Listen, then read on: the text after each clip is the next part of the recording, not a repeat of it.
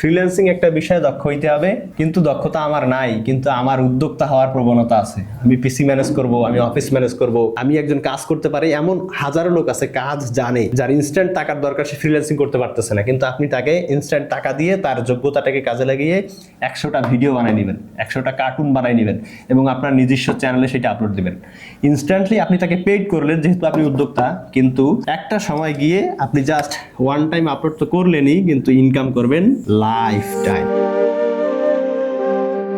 আসসালামু আলাইকুম। আমি এখানে লিখেছি ফ্রিল্যান্সিং এন্টারপ্রেনার অর্থাৎ মুক্ত পেশা সাথে উদ্যোক্তা, আর নিচে লিখেছি one time upload life time income. Freelancing বলতে আমরা জানি যে নির্দিষ্ট একটা বিষয়ে খুব ভালোভাবে স্কিল হওয়া, দক্ষতা অর্জন করা এবং সেটা দিয়ে সার্ভিস দেয়া, লোকালি হোক দেশের ভিতরে অথবা ইন্টারন্যাশনালি হোক। ইন্টারন্যাশনালি হলে ইনকামটা একটু বেশি হয়। তো ফ্রিল্যান্সিং এর ক্ষেত্রে আমরা কি করতে পারি? গ্রাফিক ডিজাইনার হইতে পারি, ভিডিও এডিটর হইতে পারি, ওয়েব ডেভেলপার হইতে পারি, ডিজিটাল মার্কেটিং এর বিভিন্ন ক্ষেত্র আছে সেগুলোতে কাজ করতে পারি, প্রোগ্রামার হইতে পারি, সফটওয়্যার ডেভেলপ করতে পারি, আরো অনেক কাজ আছে, হাজারো রকমের কাজ আছে। এই ফ্রিল্যান্সিং সম্পর্কে আমার ধারণা হয়েছে 2020 সালের শুরুতে।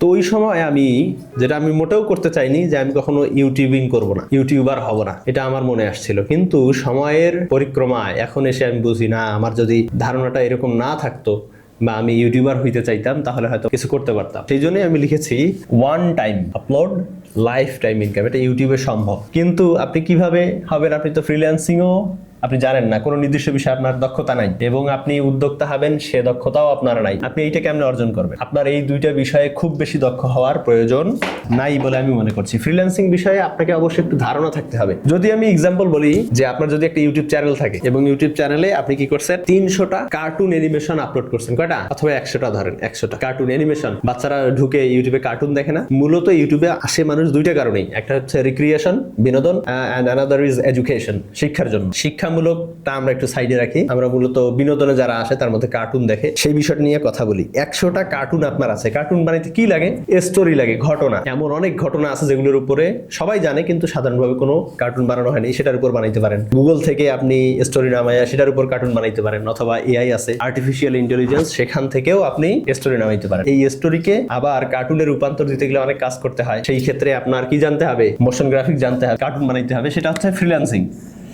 কিন্তু আপনি ওই কার্টুনকে নড়াচড়া করাইতে পারেন না, কিন্তু আপনি জানেন যে প্রথমে একটা স্টোরি লাগে, ওই স্টোরি অনুযায়ী কার্টুনের যে একটা ক্যারেক্টার আছে ক্রিয়েট করতে হয়, সেগুলোকে নড়াচড়া করতে হয়, মোশন আনতে হয়। এগুলো ফ্রিল্যান্সিং এর অংশ, মোশন গ্রাফিক্স অথবা গ্রাফিক ডিজাইনের অংশ, কিন্তু আপনি এটা পারেন না। তখন আমাদের কাজে লাগে হচ্ছে উদ্যোক্তা। আপনি পারেন না ঠিক আছে, কিন্তু আপনি কি করতে পারেন? একটা অফিস নিতে পারেন। অফিস আপনার নেওয়া সম্ভব না, আপনি আপনার নিজের ঘর ব্যবহার করতে পারেন। আপনার খুব ভালো মানের পিসি দরকার, এটা আপনার নাই, কিন্তু আপনার ঘরের যে পিসিটা আছে আপনি সেইটা দিয়ে শুরু করতে পারেন। এবং আপনি নিজে ক্যারেক্টার সম্পর্কে ধারণা নাই, স্টোরি সম্পর্কে ধারণা নাই, কিভাবে 100টা বা 100টাই ধরেন 100টা কার্টুন আপনার একটা নির্দিষ্ট চ্যানেলে থাকবে আপনার নামে, যার ইনকাম আপনি পাবেন। সেটা কেমনে হবে? আপনি একটা ইউটিউব চ্যানেল খুলতে পারে এমন একজনকে হায়ার করবেন, স্টোরি অনুযায়ী কার্টুন অ্যানিমেশন করতে পারে এমন একজনকে আপনাকে হায়ার করতে হবে। অর্থাৎ আপনি ফ্রিল্যান্সিং এর নির্দিষ্ট বিষয়ে দক্ষ যদি না হন, কিন্তু ওগুলো সবগুলির সংমিশ্রণ আপনি যদি ঘটাইতে পারেন, আপনি 3 মাসে তাকে 3×10 = 30,000 টাকা দিয়ে যদি 100টা অ্যানিমেশন কার্টুন আপনি বানিয়ে নিতে পারেন এবং এটা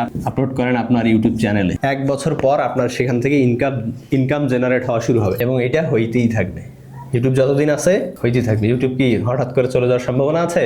তাহলে আমরা কি দেখলাম যে ফ্রিল্যান্সিং একটা বিষয়ে দক্ষ হইতে হবে, কিন্তু দক্ষতা আমার নাই, কিন্তু আমার উদ্যোক্তা হওয়ার প্রবণতা আছে। আমি পিসি ম্যানেজ করব, আমি অফিস ম্যানেজ করব, আমি একজন কাজ করতে পারি, এমন হাজারো লোক আছে কাজ জানে, যার ইনস্ট্যান্ট টাকার দরকার, সে ফ্রিল্যান্সিং করতে পারতেছে না। কিন্তু আপনি তাকে ইনস্ট্যান্ট টাকা দিয়ে তার যোগ্যতাটাকে কাজে লাগিয়ে 100টা ভিডিও বানাই নেবেন, 100টা কার্টুন বানাই নেবেন এবং আপনার নিজস্ব চ্যানেলে সেটা আপলোড দিবেন। ইনস্ট্যান্টলি আপনি তাকে পেইড করলেন যেহেতু আপনি উদ্যোক্তা, কিন্তু একটা সময় গিয়ে আপনি জাস্ট ওয়ান টাইম আপলোড তো করলেনই, কিন্তু ইনকাম করবেন লাইফ টাইম।